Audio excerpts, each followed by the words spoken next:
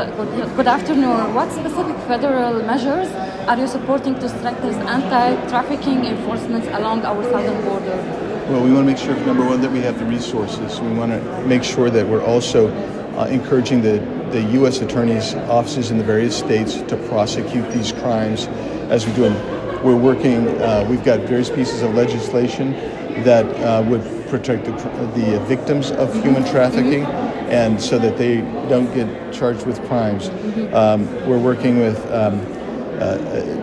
to make sure that we have some coordination between federal and state agencies to attack this at the beginning. So we're trying. It's kind of a collaborative effort. So we've got at the front end, we've got some legislation, and the rehabilitative end, we've got some legislation. What role do you see for state and local law enforcement in this, in augmenting federal anti-trafficking operations?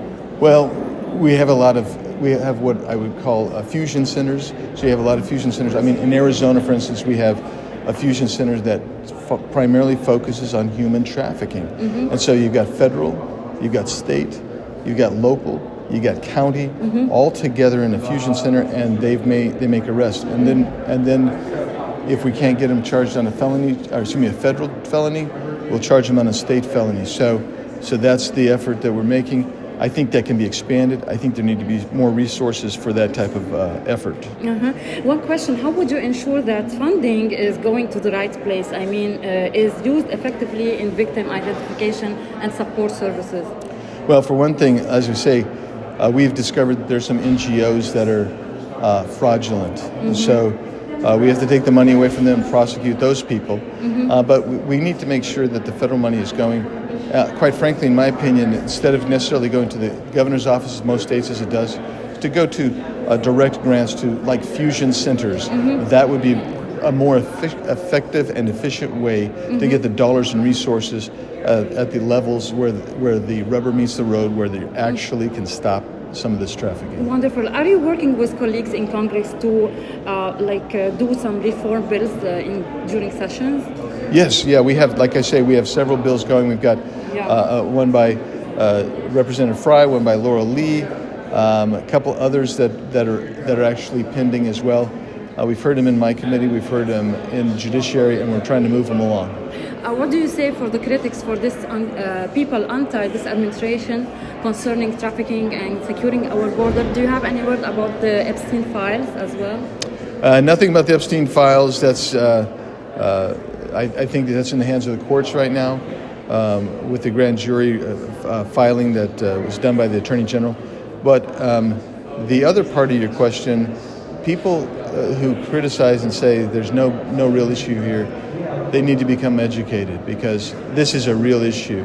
And I could have gone through hundreds of stories when I was taking members of Congress down to the border, where we were seeing little children coming in, ages 3, 4, 5, 6, coming in without parents, without supervision. They're just part of a group of people that a coyote has put together. The cartel has brought them in. This is a real problem. And again, we misplaced almost 400,000 unaccompanied children in the last administration. We're trying to recover them right now. Yeah, thank you so much, Representative Andy Biggs. Thank you. Thank you. Mr. Juan Peña, you are the president of the Mexican Republican Party. So tell us why you are concerned about trafficking and unsecure border. Mexico is a huge country with huge problems. We can perceive in our country not only the traffic, but also the exploitation of children, women, and specifically immigrants who come from the south to the United States. We are talking about more than 1 million trafficking persons in Mexico, and the authorities in Mexico don't take the right responsibilities, but they don't have enough commitment. We need to change soon as possible that situation to create conditions not only for victims, but also to create a different culture about human trafficking, because anyone has enough conscience of that phenomenon, and we need to transform this situation since the cultural point of view. Do you have any specific measures that your party advocates to address trafficking of minors and volunteer migrants along the Mexico-U.S. border? we saw three moments of this difficult situation. The first and most important is the cultural moment. In Mexico, don't have enough information, and the people doesn't understand in their own cities happen those kind of disasters. The people must know what is happening about human trafficking and also exploitation. The second is the political and the more commitment attitudes of the government and policies. The policy in Mexico, in many situations, is precisely part of the problem, nor of the solution. We must transform that, and the political leadership needs to take that. That's a very important issue, not only as a speech.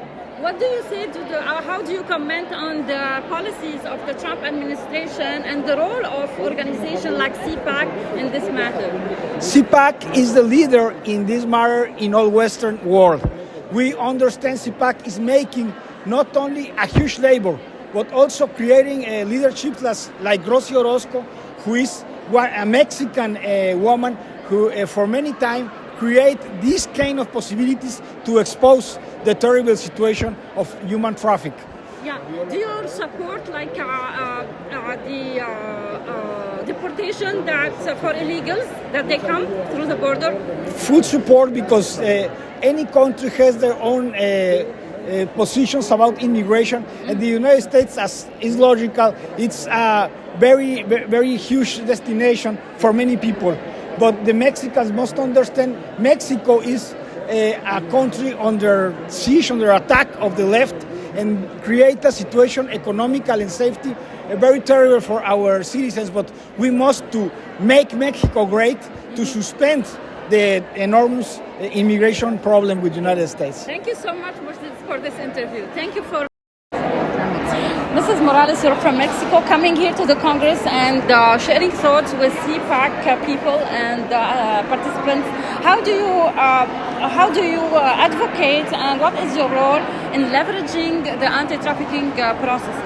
I think that we have to be all together, not just the governments and security, but all the ONGs that are working in all of our countries. We have to be united, because this is a transnational problem. The human trafficking is really, really bad, and not just trafficking persons or children, women, but also organs. Mm-hmm. So we have to be united. We were looking at some of the laws that they're making here in the U.S. that are very important. We need to do things in both sides of the border so we can stop this human trafficking. And in Mexico, we have like a very special things to do there, because, as you know, we're the ones that have to stop all the trafficking coming from South America, from Central America. So I think that the summit was perfect, because there were people from El Salvador, there were people from Colombia, there were people from South and Central America, and also here from the United States. So it's a problem that affects all the countries, and we need to be united as the grand... put the effort all together. Yes, put all the efforts together, because the government is not going to do it alone. And that's what we are here for. So we can advise that all the NGOs, that the governments, they have to be all together in this position, because this problem won't stop. It won't stop if we don't start as well paying attention at home. Yeah, because that's really important. We need prevention programs in all of the parts. You know that maybe your kid is right now in the internet and he's maybe speaking or writing with someone else, and that's a trafficker. So it's a really bad problem, and we need to unite these forces with the ONGs, with our society, our parents, all our teachers from every space. Thank you so much for being here. Thank you.